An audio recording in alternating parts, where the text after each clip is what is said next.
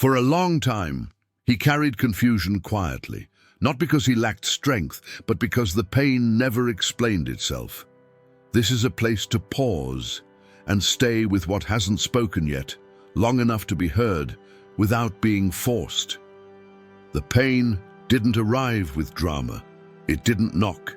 It didn't warn him. It showed up one morning while Thomas stood at the kitchen sink, looking toward the ridgeline where the fog always gathered before the sun had decided what kind of day it would be. The mug in his hand had gone cold. He noticed that only after taking a sip, things had been doing that lately, cooling off while he stayed still. He didn't drop the mug, didn't sit down, didn't feel the kind of pain people recognize quickly. It was quieter than that, more like something had shifted inside him, slightly off-center, and never quite settled back where it belonged. Thomas was in his early 50s, though the mirror had started negotiating that number. The lines around his eyes weren't from laughter so much as attention. Years of watching, of holding things together without announcing it. His hands were steady. His shoulders still carried themselves the way they always had. Nothing about him suggested collapse. That was part of what made this confusing. The house had grown quiet in a different way after the divorce, not emptier, more deliberate. Silence no longer filled the rooms. It waited in them. Every sound seemed to arrive alone. The clock above the stove ticked unevenly. He had meant to fix it. He hadn't. Outside, the Appalachians held their place. The fog moved slowly along the tree line, unhurried, unconcerned with explanation. The mountains didn't respond to watching. They simply stayed. Thomas set the mug down carefully, as if sudden movement might disturb something already unsteady. He rested his hands on the counter and breathed, once, then again. That was when the question surfaced, not sharply, not all at once. Why did this hurt so much? He didn't yet know what this meant. He only knew it shouldn't have felt this heavy, not after everything had already been said, not after doing what he believed was right. He had stayed. He had tried to be clear. He had not walked away easily. And still, this weight, the confusion wasn't loud. It didn't accuse. It just stayed, pressing gently, as if waiting for him to notice that something important had passed through his life without leaving instructions behind. Thomas rinsed the mug and placed it upside down on the towel. He stood there longer than necessary, hands flat, eyes unfocused. Some things don't respond when you push them. The thought wasn't finished enough to be comforting. It was just something he felt, the way you feel ground gives slightly underfoot before you understand why. Outside, the fog began to thin, not decisively, not all at once. Just enough to show the outline of what had always been there. Thomas watched without trying to understand it. He had learned, slowly, that clarity doesn't always arrive as an answer. Sometimes it arrives as permission to stop leaning forward. If this kind of quiet reflection speaks to you, subscribe and stay with us for more stories like this. Later that afternoon, Thomas drove into town for supplies he didn't urgently need. That, too, had become a habit. The road curved the way it always had, patient, worn, unconcerned with arrival. He drove past the old split-rail fence that leaned more each year, past the field where nothing had been planted since the previous spring. The land didn't complain about being left alone. It seemed to understand something people often didn't. At the hardware store, the bell over the door rang with its familiar uneven chime. It sounded like a small apology. Inside, the air smelled of oil, dust, and wood, things that lasted. "Afternoon, Thomas," someone said from behind the counter. He nodded, raised a hand. His name still fit here. That mattered more than he let himself acknowledge. He walked the aisles slowly, fingers trailing along shelves without purpose. A box of nails, a coil of rope, a replacement hinge he might or might not use. He wasn't fixing anything today. He just needed to feel weight in his hands, something solid, something that didn't ask him to explain himself. The pain followed him down each aisle, not sharper, not louder, just present, like a question that refused to be rephrased into something easier. There had been no single moment where everything broke, no raised voices that couldn't be taken back, no final argument that explained the end. That was what unsettled him most. He could have made peace with a clear failure. He would have known where to place the blame, on himself, on her, on timing, on youth. But this loss had come without instruction. It had left him holding fragments that didn't assemble into a story anyone would recognize. People asked careful questions, the way people do when they're afraid of stepping into something private. You doing all right? Getting by? Must be an adjustment. He answered them honestly, which is to say, briefly, because how do you explain a wound that doesn't have an edge? At the counter, Thomas paid in cash. He always did. The clerk slid the change back toward him and hesitated, as if considering something. "Storm's coming later," the man said finally. Thomas nodded. "They usually do." Back in the truck, he sat for a moment before starting the engine. His hands rested on the steering wheel, thumbs worn smooth from years of the same grip. He wasn't angry. That surprised him. Anger would have been easier, something to work against, something to exhaust. This was different. This was absence. A missing weight where something meaningful had once rested. Driving home, the sky darkened without urgency. The mountains didn't flinch. Rain would come when it came. Not every season moves when pushed. That thought passed through him, not as comfort, not as wisdom, just as something true enough to remain. When he pulled into the gravel drive, the first drops began to fall. They darkened the dust in small, scattered marks. Nothing dramatic, nothing final. Thomas carried the bag inside and set it on the table. He didn't open it right away. Instead, he stood there, listening to the rain find its rhythm on the roof. For the first time in weeks, he noticed something beneath the confusion. The pain wasn't asking him to fix it, it was asking him to notice what it had replaced. And he wasn't ready yet, but he was closer than he'd been that morning. That evening, Thomas sat on the porch with the light turned off. He'd picked up that habit years earlier. When the light stayed off, the house didn't announce him. He could sit there without being part of the road. It wasn't hiding. It was relief. The rain had settled into a steady pace, firm but unremarkable. It darkened the boards beneath his boots and soaked into the ground without hurry. The air cooled. The mountains felt closer, not because they'd moved, but because everything else had quieted. Thomas leaned forward, elbows on his knees, hands hanging loose. His fingers ached faintly. He noticed it and couldn't tell whether it came from work or from holding himself together longer than he realized. There had been moments, small enough to dismiss at the time, when he sensed something shifting. Conversations that ended too soon. Words chosen carefully when honesty would have been heavier. A feeling that effort and outcome were no longer walking side by side. Even now, he couldn't name the wound. That bothered him more than the pain. He closed his eyes, not to escape the night, but to check what was still moving inside him. What he found wasn't panic. It was tiredness. A deep, practiced tiredness that came from staying steady without knowing if steadiness still mattered. He had prayed through sharper fear than this, through moments that demanded action, decisions, courage. This felt different. This asked him to wait without knowing what he was waiting for. There was nothing to do, no sentence left unsaid, no repair that would hold, no explanation waiting just out of reach. That was what unsettled him. He'd always believed that if you showed up long enough, things eventually made sense. Not perfectly, but enough to stand on. He'd trusted that effort counted for something beyond the effort itself.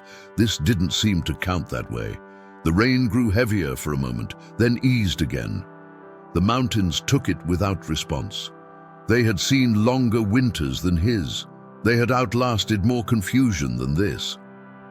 Thomas exhaled and felt the breath catch halfway out. For the first time, he let a thought surface that didn't sound right, even as it felt close to true. What if this pain wasn't pointing to a mistake? He didn't like the thought. It left too much open. It suggested that some losses didn't come from doing something wrong, but from staying in something long enough for it to change without you. He let the thought pass without deciding.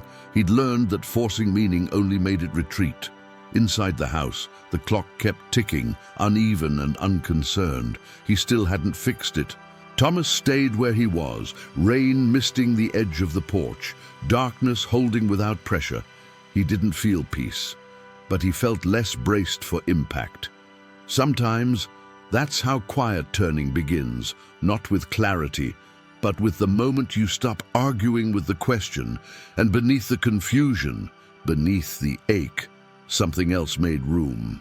Not relief, space. The next morning arrived without ceremony. No clear sky, no heavy clouds. Just a pale Appalachian light slipping through the trees, touching the edges of things before committing to them. Thomas woke earlier than he needed to. He lay still for a while, listening to the house breathe, the soft contraction of cooling wood, the distant call of something moving through the brush. Morning used to feel like a starting line. Lately, it felt more like a checkpoint he hadn't planned for. He sat up slowly, letting his feet find the floor. The ache was still there. He noticed that before anything else, that, too, mattered. In the bathroom mirror, his reflection met him without judgment. The man looking back was familiar, even if changed. Same shoulders, same eyes. But something in the way he stood had softened, not weakened, just less braced. As if he'd stopped expecting impact from every direction. He washed his face, lingered with the towel in his hands longer than necessary. Outside, the ground was dark from the rain. Leaves clung to the gravel drive, scattered without pattern. The mountains were clearer today, though not sharp. They rarely were. They preferred suggestion over statement. Thomas poured fresh coffee and took it to the small table by the window. He sat, not reading, not planning, just holding the warmth between his palms. It occurred to him then, quietly, without drama, that much of his life had been spent leaning forward, toward responsibility, toward expectation, toward outcomes he believed would eventually explain themselves. He had leaned forward in the marriage, too, not recklessly, faithfully. He had carried weight without complaint, trusted that time and effort would shape things into something whole. And when that didn't happen, the pain arrived, not as punishment, but as confusion. Why would something given honestly be taken without explanation? The question had exhausted him, not because it was wrong, but because it assumed there should be an answer available now. Thomas took a slow sip of coffee. What if the meaning of this loss wasn't meant for the man who was still reaching? The thought didn't accuse him. It didn't absolve anyone else. It simply suggested timing, something he respected deeply, even when it tested him. God's timing had never been fast, but it had been consistent. Thomas didn't say a prayer. He didn't need words. He sat there in quiet acknowledgement, the kind that doesn't ask for relief, only steadiness. Some wounds don't make sense up close. He didn't think that to comfort himself. He thought it because it felt true in his body, the way certain truths do before the mind organizes them. Outside, a bird landed briefly on the fence rail, then lifted away, no hesitation, no announcement. Thomas watched until it disappeared into the trees. He stood, rinsed his cup, and set it upside down on the towel, again, carefully. The ache followed him as he moved through the morning, but it no longer felt like something chasing him. It felt like something walking alongside him, waiting for its moment to be understood. Later that day, Thomas drove up the narrow road behind the property. It wasn't a place he avoided out of fear. It was a place he avoided because it asked too much honesty. The road climbed slowly, worn down by rain and years of not being improved. trees leaned in close, branches brushing the truck as if they were checking on him and then thinking better of it. At the top, he shut off the engine and stayed seated longer than necessary. Silence settled in, not sudden, not empty. It arrived the way quiet does when nothing is trying to fill it. Thomas stepped out and leaned against the hood. The metal was cool through his jacket, grounding. The mountains stretched out in front of him, layered and distant, softened by space. From here, they looked almost forgiving. This was where he used to come when decisions pressed too hard, when responsibility piled up faster than clarity. He hadn't been back since the divorce, not because he'd sworn it off, because he hadn't known what he would bring with him. Now he did. He breathed in, slow and deliberate. The air carried the smell of damp earth and pine. Familiar, steady. There had been signs. He could admit that now. Not warnings, just quiet shifts. Two people moving with good intentions, but no longer adjusting to the same rhythm. He had felt it and kept going anyway, telling himself that commitment meant leaning in, not stepping back. He pressed his palms against the hood and closed his eyes. A thought surfaced that made him uncomfortable, which usually meant it was close to something real. He might have stayed longer than the season required. The idea didn't accuse him. It didn't excuse anyone else. It simply sat there, unfinished. He didn't know what to do with it, and that unsettled him. Staying had always felt like faithfulness. Leaving felt like failure. He wasn't ready to reorganize those meanings yet. Some things don't respond when you push them. That recognition didn't steady him the way he wanted it to. It left him exposed, standing between what he believed and what he was beginning to notice. He opened his eyes. From this distance, the house below looked smaller. Not reduced, just held. He hadn't lost everything, but he hadn't kept everything either. That truth didn't bring relief. It brought honesty. The wind moved through the trees without direction or insistence. Leaves turned and settled again. Nothing in the landscape asked him to decide who was right or what should have happened. Thomas stayed there longer than planned, uncomfortable but present, resisting the urge to wrap the moment into something meaningful. When he finally turned back toward the truck, he carried less certainty than he'd arrived with, but he carried it more honestly. And for now, that was enough to keep moving without pretending the season had explained itself. The weeks that followed did not announce themselves as progress. Nothing dramatic shifted, no sudden lightness, no clear before and after line he could point to later. Life simply continued, which Thomas was beginning to understand was its own kind of mercy. He returned to routine, not as escape, but as structure. Mornings with coffee by the window. Work that asked for attention without demanding explanation. Evenings that stretched quietly, no longer crowded by expectation. The pain stayed, but it changed posture. It no longer sat in the center of every thought. It moved to the side, like something waiting rather than insisting. He noticed this one evening, while folding laundry, how his hands moved without interruption, how his mind didn't circle the same questions with the same urgency. That surprised him. He had assumed pain either left or dominated. He hadn't known it could settle. One afternoon, he ran into his ex-wife at the grocery store. It wasn't planned. It never is. They stood a few feet apart in the aisle, the space between them filled with years of shared life, now rearranged into something unfamiliar. They exchanged a few careful words, nothing unkind, nothing revealing. "How have you been?" "Doing all right." True enough. As they parted, Thomas felt the familiar tightening in his chest, but it didn't deepen. It didn't spiral. It passed through him and moved on, like weather that no longer believed it owned the sky. Driving home, he didn't replay the encounter. That, too, mattered. Later that night, he sat at the table and opened the small notebook he'd kept for years. It wasn't a journal, more a place where thoughts went when they couldn't find anywhere else to land. He stared at the blank page for a long time.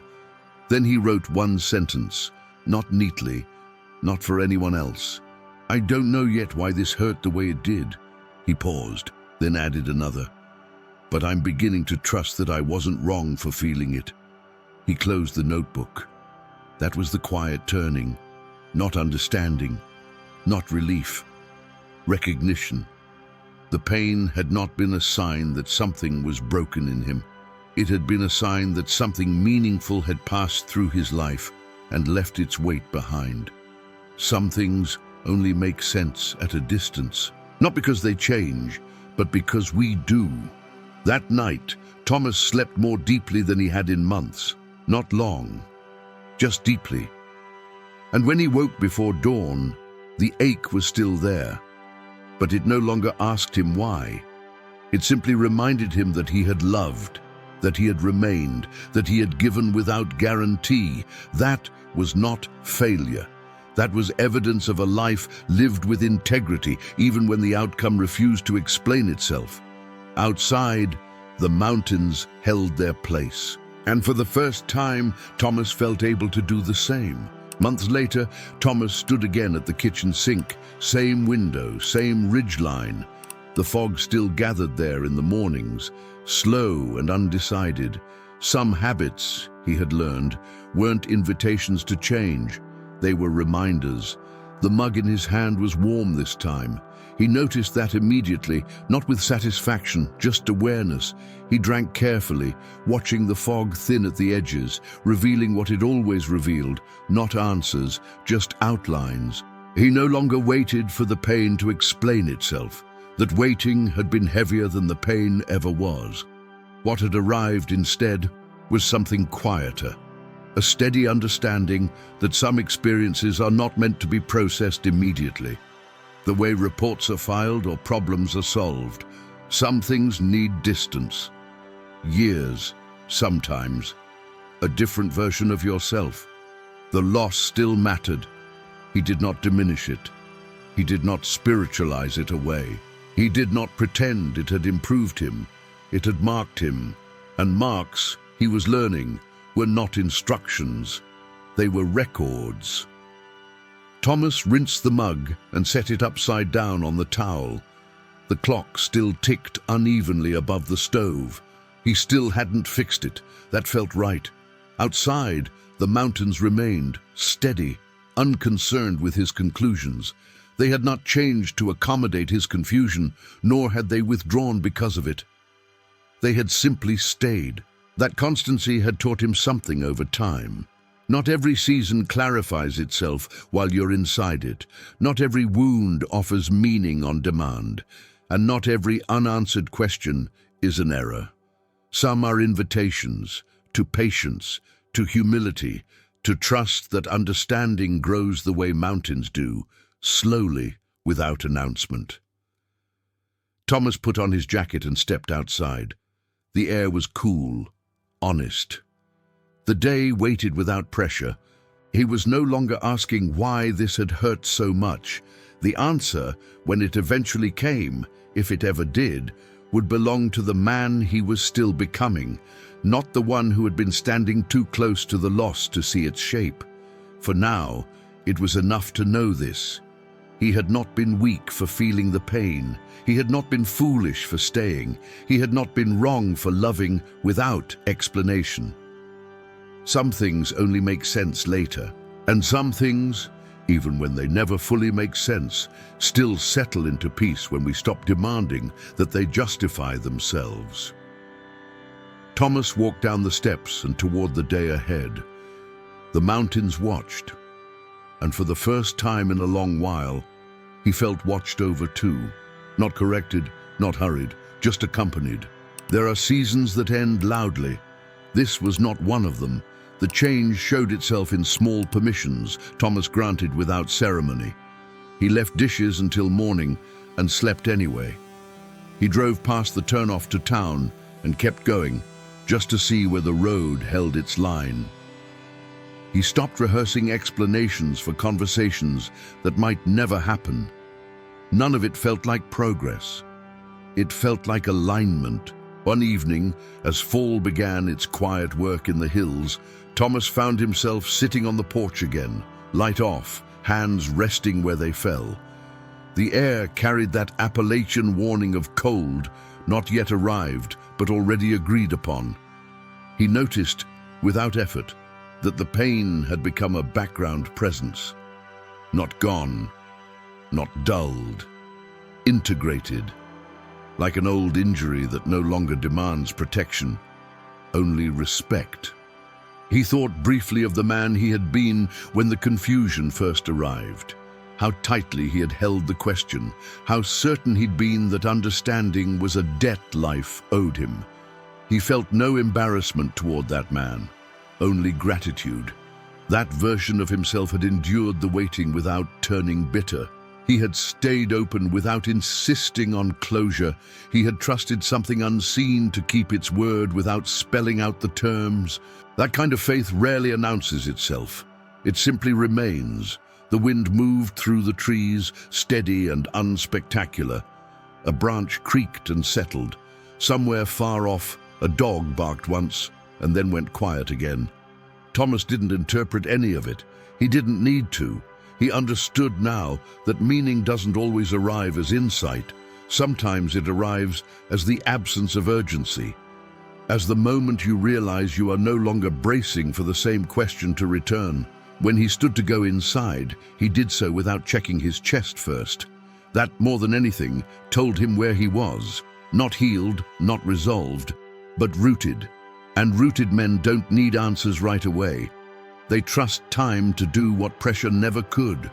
Inside, the clock continued its uneven ticking. Thomas left it that way. Some measures didn't need correction to be true. He turned out the light and let the house settle around him.